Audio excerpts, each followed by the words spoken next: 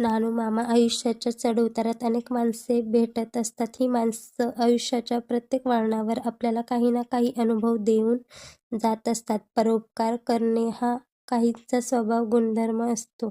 एखादा चंदनाप्रमाणे सुगंध दुसऱ्याला देऊन ते स्वतः जळत असतात. प्रतिकूल परिस्थितीत आपल्याला अशी काही मदत करतात की आपली समस्या सुटतेच. अगदी याचं जिवंत उदाहरण म्हणजे आमचे नानू मामा.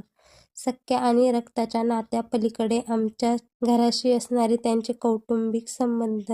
नानू मामा मला आठवतात ते माझ्या इयत्ता पहिलीपासून. डोक्यावर पांढरी टोपी आणि पांढरा शर्ट असा त्यांचा पोशाख वर्षानुवर्ष मी पाहत आली. गावाच्या चौकात वैभव किराणा मालाचे दुकान लागतात ते नानू मामांचे. नानू मामा व्यापारी असले तरीही गावातील गरजवंताला मदत करण्यात सतत तयार असतात. गावात शुभकार्य असो की एखादी दुःखद घटना, नानू मामा असल्याशिवाय गावातील कार्य पूर्ण होत नाही. गावात काहीही घडले तरी पहिला प्रश्न असतो, नानू मामा कुठे आहेत? नानू मामांना पटकन बोलवा. मग गल्लीतील एखादा मुलगा नानू मामांना बोलवायला जातो.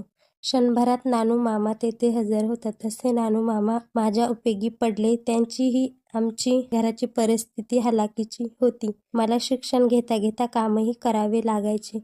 माझे कष्ट नानू मामांना पाहवत नव्हते. कष्ट करत करत मी पदवीचे शिक्षण पूर्ण केलं. आता मात्र मला MA करायचे होते. बसा मी कॉलेजला प्रवेश घेतला. कॉलेजची परीक्षा फी भरली नाही. 6 महिन्यापर्यंत काही घडले नाही. 6 महिन्यांनी कॉलेजची परीक्षा जाहीर झाली. मला आमच्या प्राचार्यांनी केबिनमध्ये बोलावले. मी भीतीतच केबिनमध्ये गेलो. त्यांनी मला 2 दिवसात कॉलेजची फी भरायला सांगितली. घरच्या परिस्थितीमुळे ते शक्य नव्हते. आता कॉलेज बंद होणार की काय अशी भीती वाटू लागली. मी सरळ नानू मामांकडे गेलो. त्यांनी माझी अडचण सांगितली. पुढच्या दिवशी ते माझ्याबरोबर कॉलेजला आले. प्राचार्यांना भेटले आणि माझी कॉलेजची संपूर्ण फी भरली. खरंच असे संकटमोचक नानू मामा माझ्या आयुष्यात शिक्षणासारखा एका महत्त्वाच्या प्रसंगात देवदूताप्रमाणे धावून आले आणि माझी शिक्षणाची वाट पुढे चालू राहिली. रक्ताच्या नात्यापलीकडे विचार करून त्यांनी केलेले सहकार्य माझ्या नेहमी लक्षात राहील.